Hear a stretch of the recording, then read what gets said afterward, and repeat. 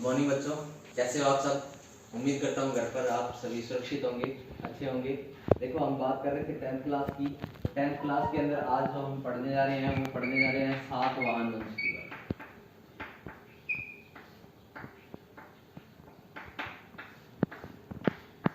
किस वंश के बारे में? सातवाहन वंश के बारे में। देखो मौर्य साम्राज्य के बाद में क्या हुआ, भारत है वो भारत के अंदर अनेक छोटे छोटे टुकड़े वो बट गए थे और बटने के कारण क्या है, नए नए वंश की उत्पत्ति हो गई थी। तो दक्षिण भारत में एक वंश की उत्पत्ति हुई है, उसका नाम क्या है? सातवाहन वंश। देखो सातवाहन वंश है वो कृष्णा और गोदावरी, कृष्णा और गोदावरी नदी के बीच के क्षेत्र को, नदी के बीच के क्षेत्र को जो है आंध्र कहते हैं। क्या कहते हैं? आंध्र। तो यानी कि सातवाहन वंश की स्थापना कहाँ हुई है? आंध्र प्रदेश में। कहाँ हुई है? आंध्र प्रदेश में। ठीक है, आंध्र नामक एक प्रदेश हुआ करता था। वर्तमान राज्य की बात नहीं कर रहे, एक प्रदेश की बात कर रहे हैं। ठीक है, इस वंश की स्थापना है वो सिमुक नामक व्यक्ति ने की। सिमुक नामक व्यक्ति ने की और इस वंश की जो स्थापना सिमुक नामक व्यक्ति ने की है वो 60 ईसा पूर्व में की है। कब की है? 60 ईसा पूर्व में सिमुक नामक व्यक्ति ने जो है सातवाहन वंश की स्थापना की, कृष्णा और गोदावरी नदी के तट पर। इसे क्या कहते थे? आंध्र कहते थे। इसीलिए इस वंश को भी क्या कहते हैं? आंध्र वंश। सातवाहन वंश को क्या कहते हैं? आंध्र वंश। सिमुक नामक व्यक्ति ने कब स्थापना की है? 60 ईसा पूर्व। इसका सिमुक का कार्यकाल है वो 37 ईसा पूर्व तक माना जाता है। कब तक माना जाता है? 37 ईसा पूर्व तक। सिमुक के बाद में जो शासक आया उसका नाम था सातकर्णी।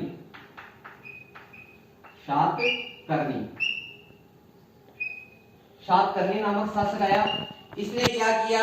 सातवाहन वंश की शक्ति का विस्तार किया और दक्षिण भारत, संपूर्ण दक्षिण भारत में अपनी प्रभुता स्थापित कर ली। अपनी क्या स्थापित कर ली? प्रभुता स्थापित कर ली। और प्रभुता स्थापित करने के बाद उसने अश्वमेध यज्ञ किया। कौन सा यज्ञ किया? अश्वमेध यज्ञ किया। इसकी राजधानी थी वो, इसने अपनी राजधानी प्रतिष्ठान नामक स्थान को बनाया जो आधुनिक पैठन में है। कहाँ है? आधुनिक पैठन में। ठीक है, इतनी बात समझ में आ गई। देखो एक बार फिर से दोहरा देता हूँ कि सातवाहन वंश है उसकी स्थापना सिमुक नामक व्यक्ति ने की है 60 ईसा पूर्व में। ठीक है, सातवाहन वंश को आंध्र वंश कहते हैं। क्यों कहते हैं? क्योंकि ये कृष्णा और गोदावरी नदी के किनारे स्थित है, इसलिए इस वंश को क्या कहते हैं? आंध्र वंश। सिमुक का कार्यकाल है वो 37 ईसा पूर्व तक माना जाता है। सिमुक नामक व्यक्ति के बाद में जो आया सातकर्णी आया। ठीक है, सातकर्णी प्रथम। उसने क्या किया? संपूर्ण दक्षिण भारत में अपनी प्रभुता स्थापित कर ली। और कौन सा यज्ञ किया? अश्वमेध यज्ञ। उसने अपनी राजधानी किसको बनाया? प्रतिष्ठान को। ठीक है, जो कहां है? पैठन में। ठीक है, इसके बाद क्या हुआ? क्या पश्चिमी जो क्षेत्र है महाराष्ट्र में, पश्चिमी क्षेत्र महाराष्ट्र के अंदर, महाराष्ट्र में जो है एक आक्रमण होता है शकों का। किसका आक्रमण हुआ? शकों का आक्रमण हुआ। उसके कारण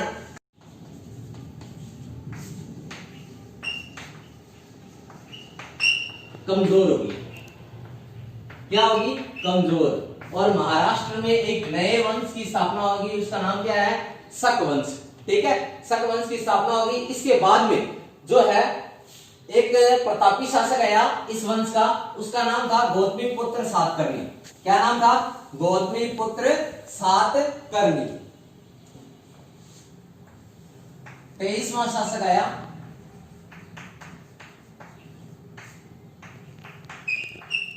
गौतमी पुत्र सातकर्णी।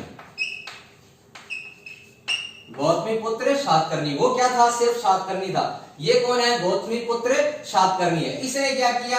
शकों को पराजित किया। किसको पराजित किया? शकों को पराजित कर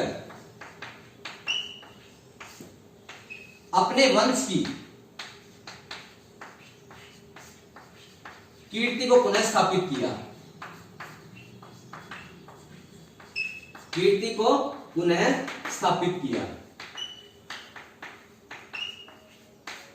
ठीक है, इतनी चीज ध्यान रखनी है इसके बारे में कि 23वां शासक हुआ था गौतमीपुत्र सातकर्णी, उसने क्या किया, शकों को पराजित कर दिया और जो क्षेत्र थे उनके ऊपर अधिकार कर लिया और अपनी वंश की कीर्ति क्या कर दिया, पुनः स्थापित कर दिया। अब देखो इसके बाद में पुनः शक क्या हो गए, शक्तिशाली हो गए, क्योंकि इसके बाद भी जो शासक आए वो कमजोर आए।